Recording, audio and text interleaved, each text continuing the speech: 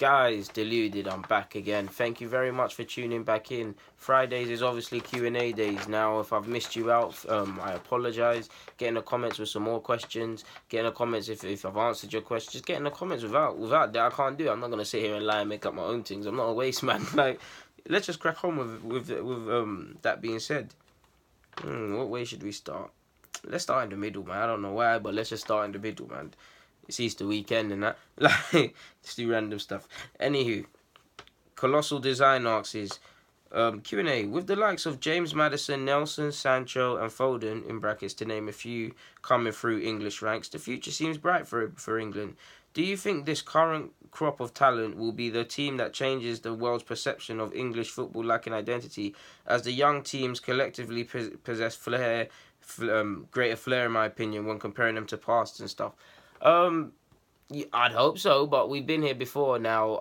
Of course, I'm sitting here saying that, but we really have, to be honest with you. We've had players that are excellent creativity-wise, excellent potential.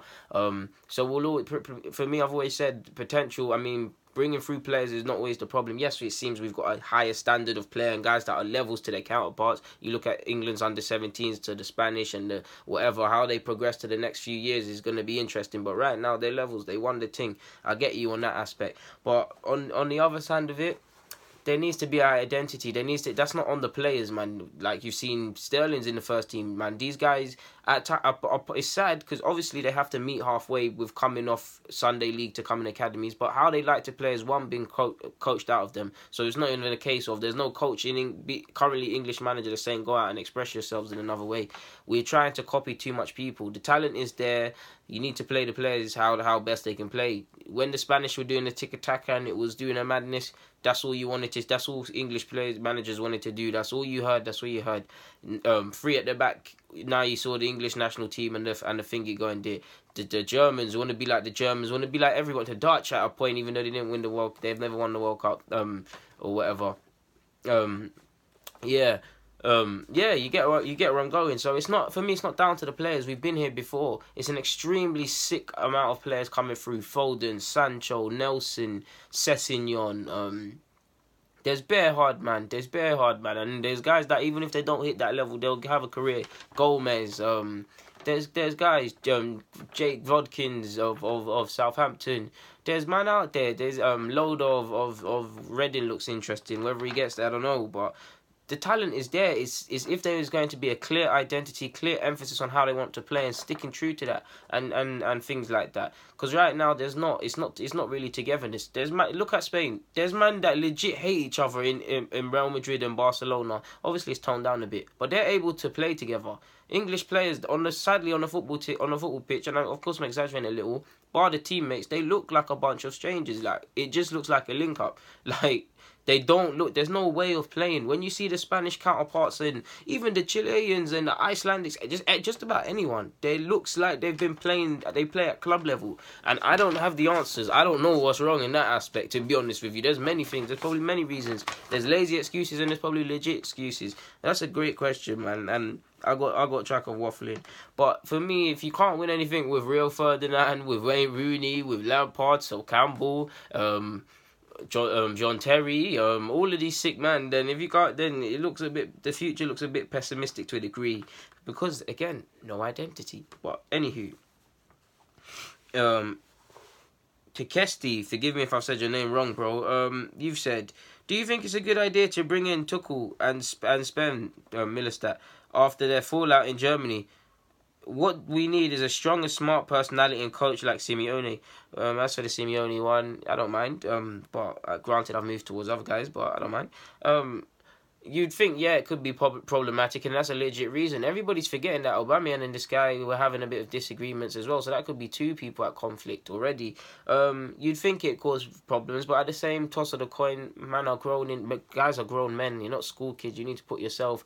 Any manager, coach, scout, anyone to a degree, unless it's personal, someone, I don't know, tried to beat your wife or tried to do something snaky, unless it's personal, you should be able to put your differences aside and work to the collective and leave it. There's a famous saying, what any football club should do and what they do in boxing, leave your ego at the door. Like, you can be who you want outside, but when you come in, everybody's equal and them things, and what happened don't matter. Sadly, the world don't work like that enough, but yeah.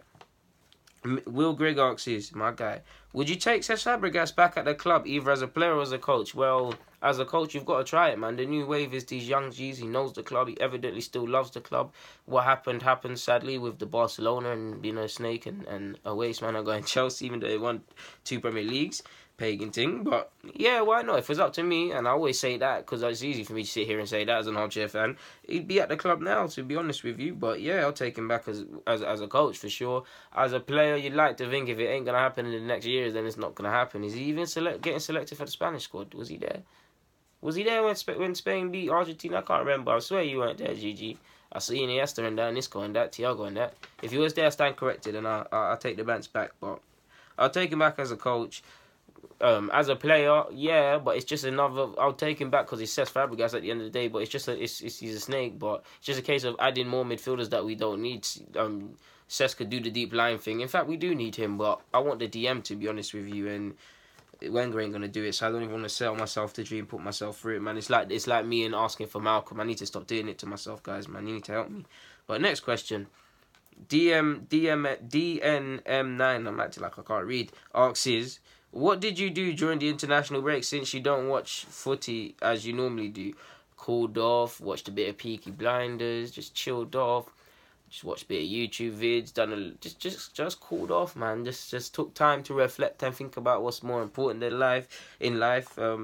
Think about Arsenal, of course, on my mind. Thinking about making new vids, bringing shit out for you.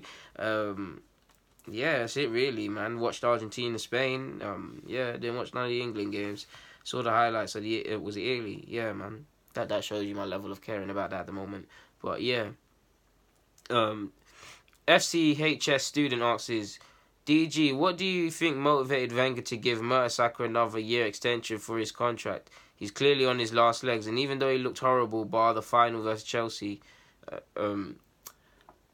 I'm not sure. I mean, first and foremost, you've got to think, you do hear, don't shoot the messenger, but you do hear he's a big voice, or he's someone people listen to in the dressing room. And there are a lot of players, actually, ironically, this week saying how he's helped them and motivated them. Gnabry's gone on loan, left the club, and said how much of a big influence Mertesacker was. So that could be the reason.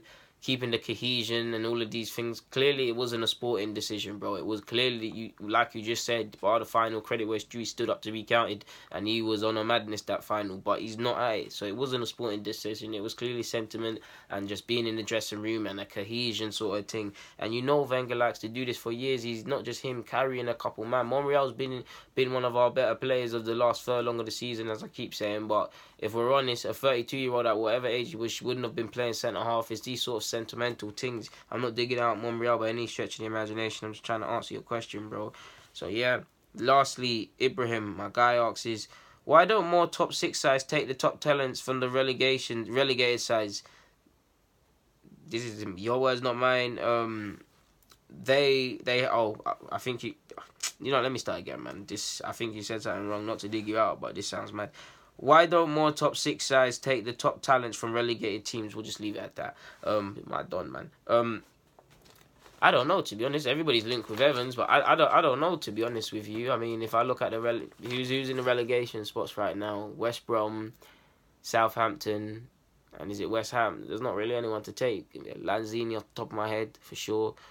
Hernandez, just on the basis that he's a poacher for West Ham. Southampton, tell a lie, there's Højbjerg, there's a couple man in that side that could move, that could get a move there. Bertrand and that, couple man could sneak moves there. West Brom, I might be lying, it's not Southampton, it's Stoke. It's Stoke, I'm sure it's Stoke. Is it Stoke? Yeah, it's Stoke. Forgive me if I'm wrong, it's Stoke. Shaqiri, all them man, forgive me, it weren't Southampton, but yeah, Shaqiri, all them man could sneak moves. Yeah, man, but as for joining the top 6, I don't know, man.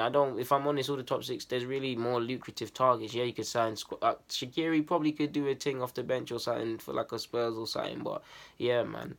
Guys, Deluded Guna, YouTube's N'Golo Kante. Friday was Q&A days. Thank you very much for the questions, man. It means a lot. Guys, I'm out.